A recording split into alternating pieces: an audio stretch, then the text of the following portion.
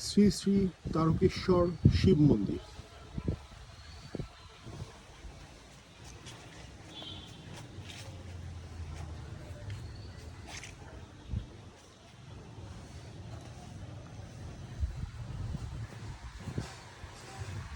রানী ভবানীর বাড়ির সাথে অজস্র মন্দির, তার মধ্যে এটাও একটা।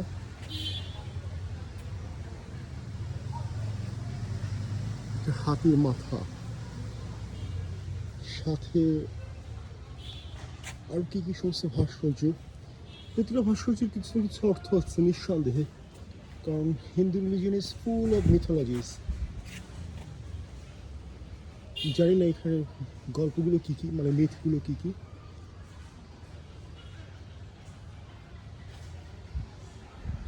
এটা মনসা।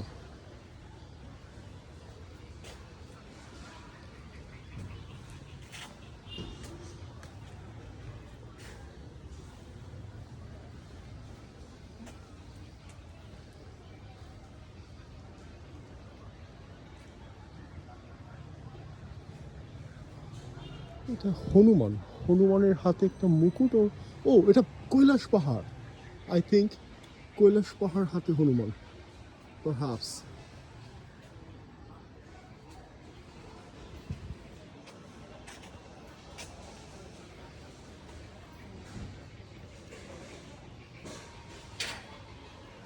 সূক্ষ্মাতি সূক্ষ্ম কাজ করে চোখে পড়বে। নকশায় তো একেবারেই আসলেই রাজকীয়।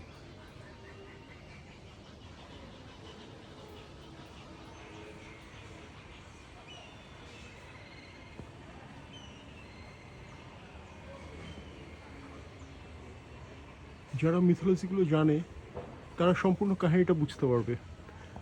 আমি অশিক্ষিত, বাস আমার জন্য ছবি দেখতে, নকশা দেখতে দেখতে যাওয়া আর কি।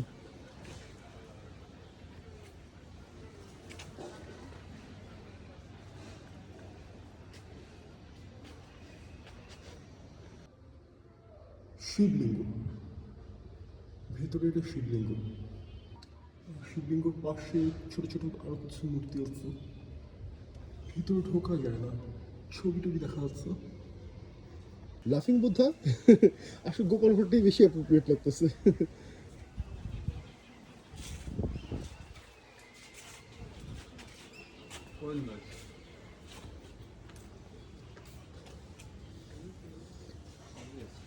কলসগুলো সুন্দর, এরকম একটা কলসি বাসায় নিয়ে যেতে বললে ভালো হতো।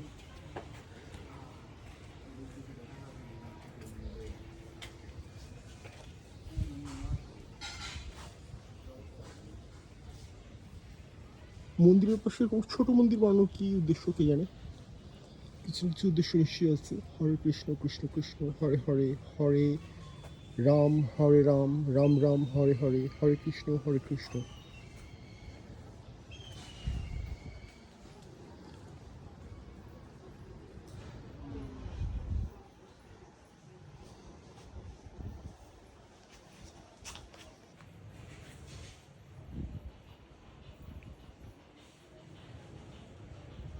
এত বেশি বিগ্রহ এক একটা মন্দিরে যে আসলে এটা কোন দেবতা দেবীর মন্দির তা কে জানে, মানে নিশ্চিতভাবে বলা আমার জন্য খুবই কঠিন।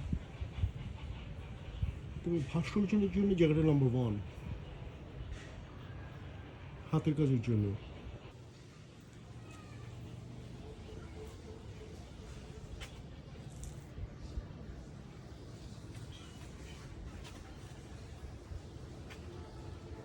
এটা বোধহয় শিবের পূজা করছে এরকম একটা কিছুর ভাস্কর্য।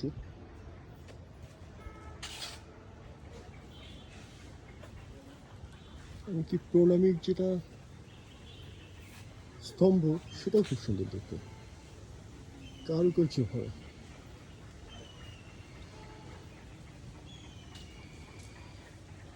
আর সাথে মন্দিরের নিজস্ব কারুকার্য তো আছেই।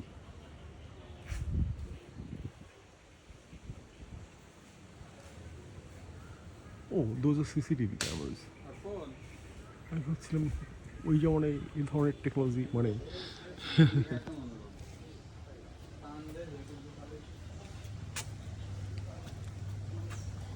এই কলসিটা তুলে নিয়ে যেতে পারলে খারাপ হয় না, যে কোনো একটা। বাবু ধারটা কোথায় গো? ভাড়াটা কোথায়?